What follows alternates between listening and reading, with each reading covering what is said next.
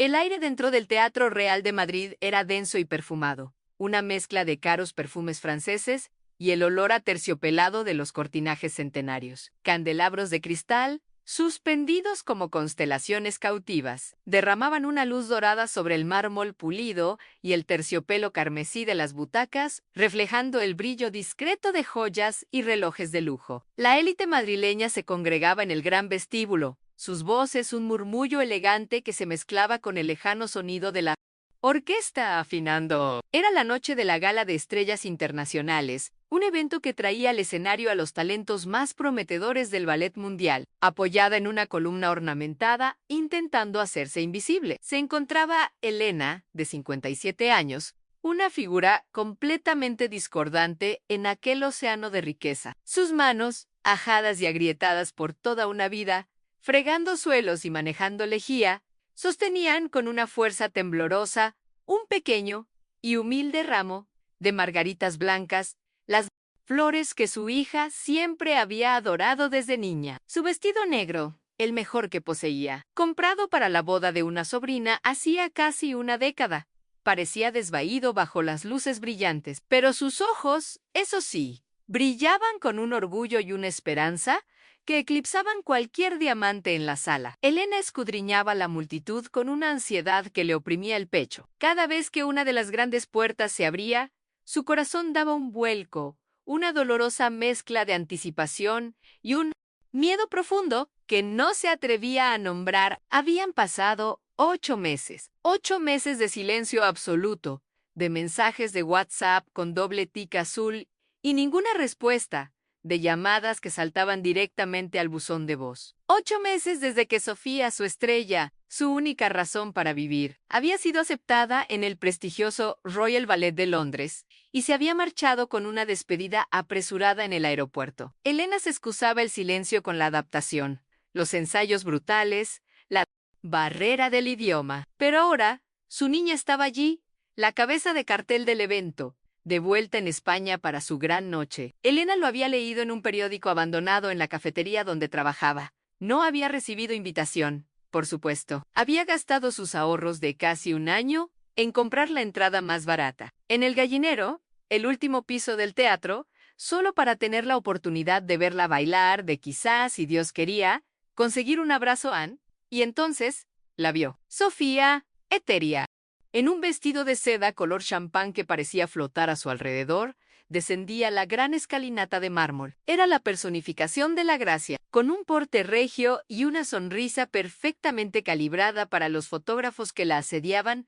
Anne no estaba sola. Un séquito de directores, críticos y mecenas la rodeaba, pendientes de cada una de sus palabras. El corazón de Elena se llenó de un dolor que era casi alegría. Era su niña, la niña a la que le remendaba las puntas de ballet por las noches, con aguja e hilo grueso, para que duraran una semana más. La niña por la que había vendido la única medalla de oro de su abuela para pagarle el viaje a una audición en París, con el ramo de margaritas presionado contra el pecho como si fuera un escudo. Elena tomó aire y comenzó su difícil travesía a través de la multitud. «Con permiso. Disculpe», murmuraba, recibiendo a cambio miradas de impaciencia y claro desdén de las figuras elegantes que se apartaban de su vestido simple y su olor jabón. Cada paso era una lucha contra una corriente invisible de estatus social, pero la imagen de Sofía, tan cerca, tan real, era su faro. Finalmente, tras lo que pareció una eternidad, llegó a la base de la escalinata,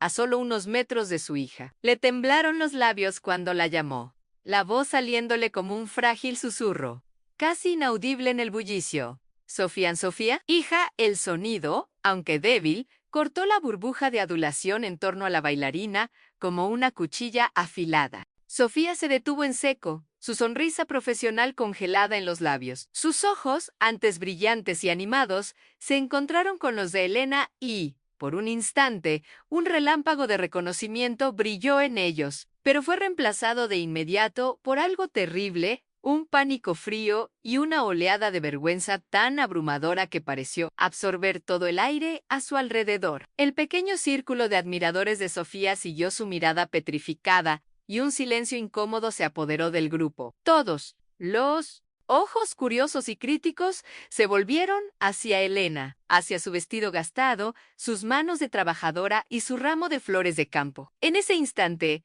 Elena dejó de ser una madre para convertirse en un problema, en una mancha en el lienzo perfecto de la vida de su hija.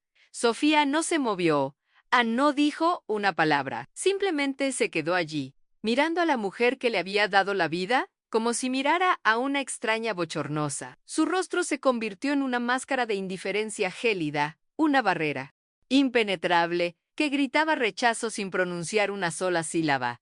Aquel silencio fue más cortante que cualquier insulto. El ramo de margaritas en las manos de Elena pareció marchitarse de repente, un símbolo patético de un amor sencillo y un pasado humilde que Sofía estaba desesperada por borrar. La distancia de apenas unos metros entre ellas se convirtió en un abismo insalvable, cavado por la vergüenza y cimentado por el silencio. Si esta historia ya ha tocado tu corazón, suscríbete al canal para no perderte el desenlace de este viaje, y comenta desde qué ciudad o país nos estás viendo. El mundo pareció moverse en cámara lenta mientras Elena daba un paso atrás, y luego otro, disolviéndose de nuevo en la multitud de la que había emergido. El ramo de margaritas, ahora un peso insoportable en su mano, se sentía como una ofrenda rechazada en un altar de indiferencia. Nadie la notó irse. Para ellos, era invisible. Una sombra que había osado por un instante tocar la luz. La cara de Sofía, esa máscara de hielo, se grabó a fuego en su mente, borrando las miles de sonrisas infantiles que había atesorado durante años. Mientras se abría paso hacia la salida, el sonido de los aplausos y la música que se filtraba desde el interior del teatro sonaba como un eco burlón de su propio corazón roto. El frío de la noche madrileña la golpeó al salir, un frío que parecía nacer desde dentro de sus huesos. No cogió un taxi. El dinero era demasiado preciado. Caminó hacia la estación de metro de Ópera, una figura solitaria y encorvada, moviéndose a contracorriente del glamour que aún emanaba del teatro. El viaje en metro fue un descenso a otro mundo. Los vagones, con su luz fluorescente y sus anuncios de neón, transportaban a trabajadores cansados, estudiantes y turistas. Un tapiz de la vida real muy alejado de la fantasía que acababa de abandonar. Cada rostro anónimo parecía acentuar su soledad. Elena se bajó en Lavapiés, su barrio de toda la vida.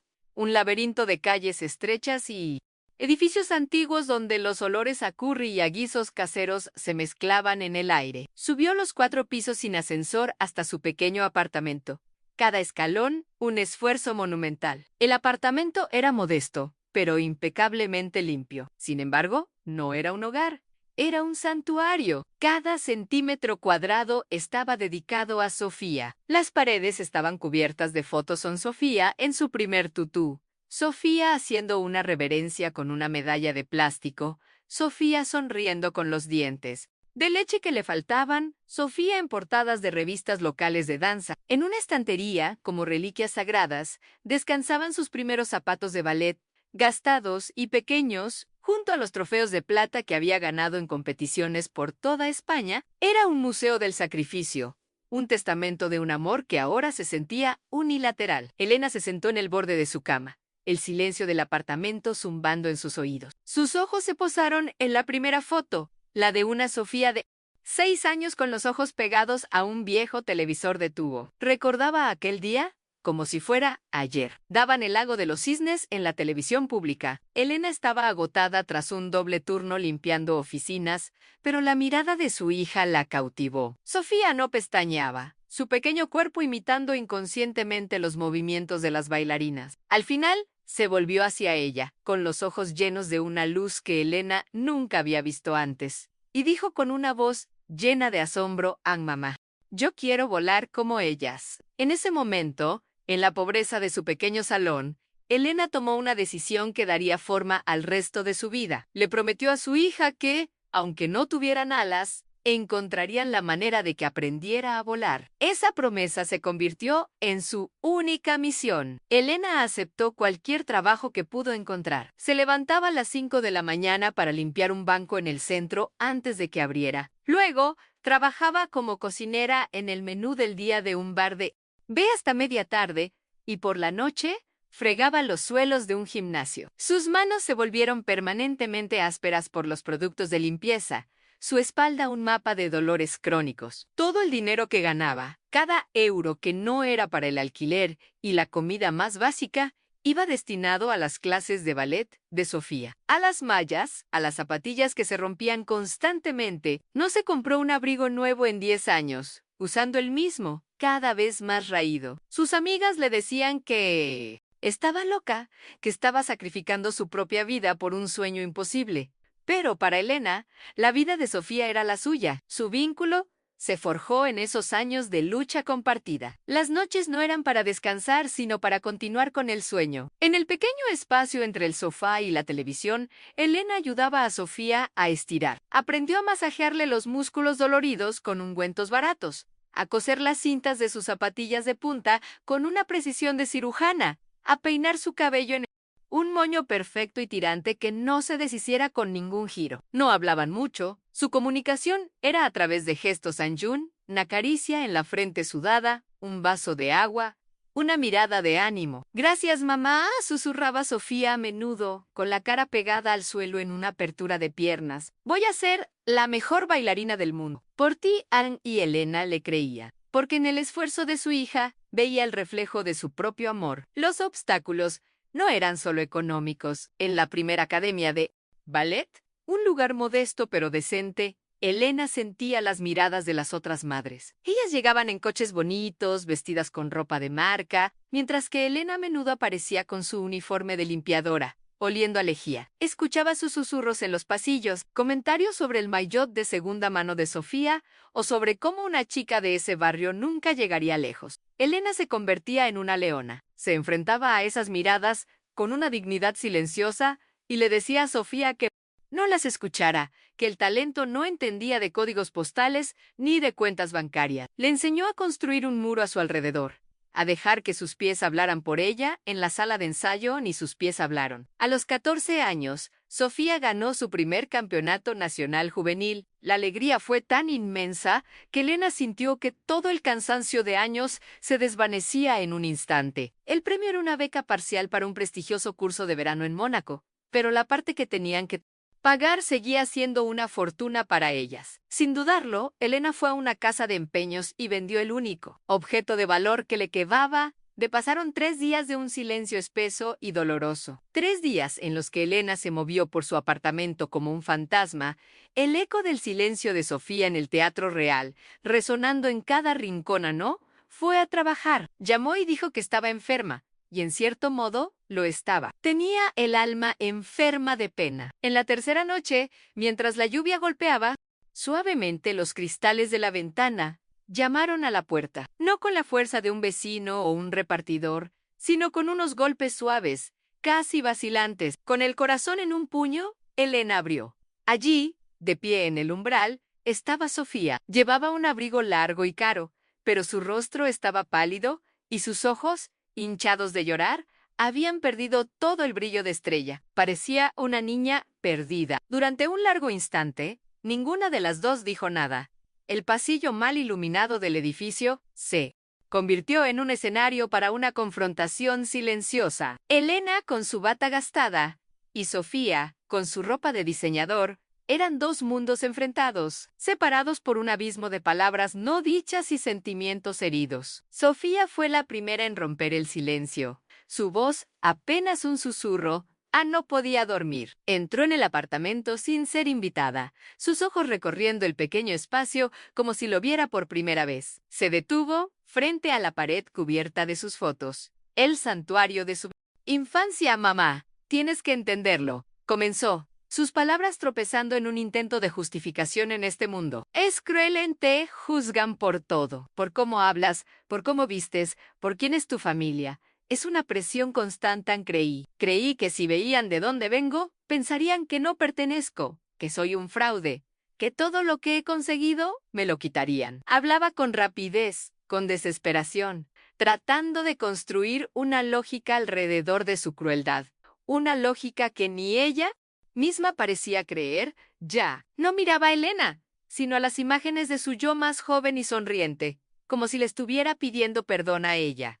Elena no respondió de inmediato. Se acercó a una pequeña cómoda y abrió un cajón. De él sacó una pequeña medalla de oro, la de su abuela, la que había empeñado hacía tantos años. La había recuperado un año después, tras meses de trabajar turnos de 16 horas, porque no soportaba la idea de haberla perdido para siempre. La sostuvo en la palma de su mano, la superficie dorada brillando débilmente bajo la luz de la bombilla. Cuando vendí esto, dijo Elena con una voz tranquila y rota, no pensé en el riesgo. Pensé en tus ojos cuando viste a los bailarines en Mónaco. Cuando cosía tus zapatillas hasta las 3 de la mañana.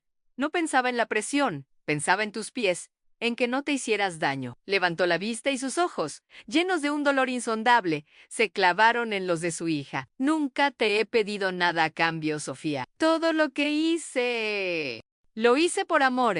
El único precio era tu felicidad. Pero nunca pensé que el precio de tu éxito sería yo. Esa última frase golpeó a Sofía con la fuerza de un golpe físico. Vio la medalla en la mano de su madre y de repente comprendió la magnitud de su sacrificio. Un sacrificio que ella había despreciado y tratado de ocultar como si fuera una mancha. La presa de su compostura, ya agrietada, se rompió por completo. Un sollozo desgarrador brotó de su garganta y se derrumbó en el suelo, sus lágrimas mezclándose con la lluvia en el alféizar de la ventana. «Perdóname, mamá. Perdóname», gimió, las palabras ahogadas por el llanto. «Soy yo la que tiene vergüenza, vergüenza de mí misma, de tener miedo, de ser tan débil. Llego a esos escenarios y me siento tan pequeña, tan fuera de lugar, y en lugar de aferrarme a ti, que eres lo único real en mi vida, te aparté. Soy un monstruo». Era una confesión cruda, la verdad desnuda que se había escondido bajo capas de seda y ambición. Elena se arrodilló a su lado en el suelo frío de baldosas, dejando caer la medalla. El sonido metálico se perdió en el sonido del llanto de Sofía. Envolvió a su hija con sus brazos, unos brazos que no la habían abrazado de verdad en años. Al principio, el cuerpo de Sofía estaba rígido, una armadura de culpa, pero poco a poco se ablandó, aferrándose a su madre como cuando era una niña y tenía pesadillas. Elena la acunó, meciéndola suavemente, su propia cara mojada por las lágrimas. No había reproches, no había ira, solo el inmenso alivio del reencuentro. «No eres un monstruo, mi niña», susurró Elena en su oído. «Solo te perdiste pero ya estás en casa. Estás en casa». En el pequeño apartamento de lavapiés, rodeadas por los fantasmas de los sacrificios y los sueños, una madre y una hija comenzaron a reconstruir su mundo, pieza por pieza, con los frágiles pero indestructibles materiales del perdón y el amor. ¿Te está gustando esta historia? Deja un like y suscríbete al canal. Ahora continuamos con el vídeo. 2 noches después, el Teatro Real volvía a estar abarrotado para la noche de clausura de la gala. La atmósfera era, si cabe, aún más eléctrica, pero esta vez Elena no se escondía tras una columna en el gallinero. Ocupaba una butaca en la primera fila del patio de butacas, un asiento de terciopelo rojo, que costaba más de lo que ella ganaba en un mes. No llevaba su viejo vestido negro, sino uno sencillo y elegante de terciopelo azul noche, que Sofía le había comprado esa misma tarde. En sus manos no sostenía un ramo de flores, sino una única margarita blanca que Sofía le había dado antes de irse al teatro, diciéndole: «Esta es para que me des suerte, mamá, la única que necesito». Elena se sentía observada, fuera de lugar entre tanta opulencia, pero el miedo y la vergüenza habían sido reemplazados por un nerviosismo gozoso,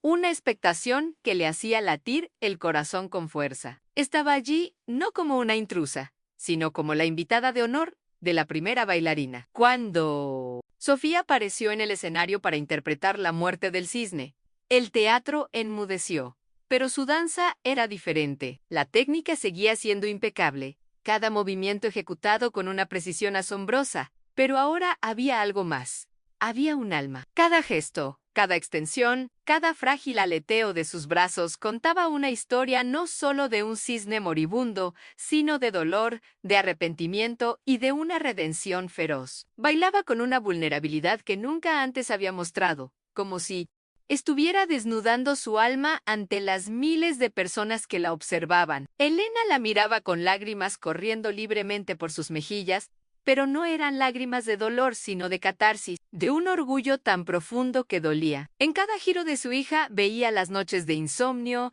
en cada salto veía los suelos que había fregado, y en la reverencia final vio el perdón que ambas se habían concedido. La ovación fue atronadora, un trueno de aplausos y bravos que hizo temblar el teatro. El director del evento subió al escenario para entregarle a Sofía un enorme ramo de rosas rojas. Ella lo aceptó, hizo varias reverencias, pero cuando los aplausos comenzaban a decaer, levantó una mano pidiendo silencio. Cogió el micrófono del director, un gesto inusual que dejó a todo el público en suspenso. «Gracias», dijo, su voz temblando ligeramente, pero clara y firme. «Esta noche, la gente ve a una bailarina de éxito, pero nadie se convierte en lo que es solo. Cuando yo era una niña, le prometí a mi madre que un día volaría, pero me olvidé de que ella me dio las alas». Su mirada encontró a Elena en la primera fila. Esas alas se construyeron con dobles turnos,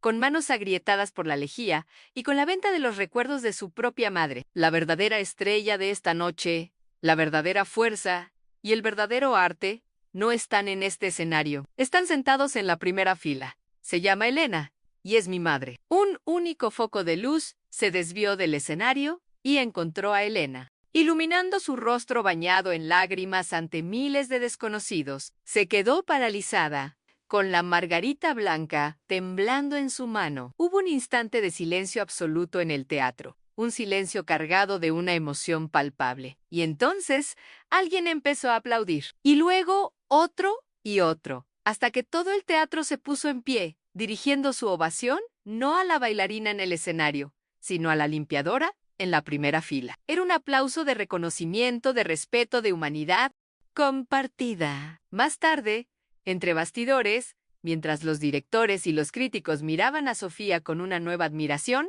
ella solo tenía ojos para su madre. Salieron del teatro juntas, cogidas de la mano, dejando atrás los susurros y el glamour. Mientras caminaban por la Plaza de Oriente, bajo la noche estrellada de Madrid, Elena comprendió que la verdadera riqueza nunca había estado en los teatros ni en los aplausos, sino en la mano de su hija que ahora sostenía la suya sin vergüenza, con un amor que, por fin, era tan público como profundo. ¿Has hecho algún gesto de bondad que cambió una vida? Deja un corazoncito si crees que el amor es más poderoso que cualquier riqueza. Suscríbete para más historias de segundas oportunidades. Comenta, el amor no tiene precio si tú también crees en la bondad humana.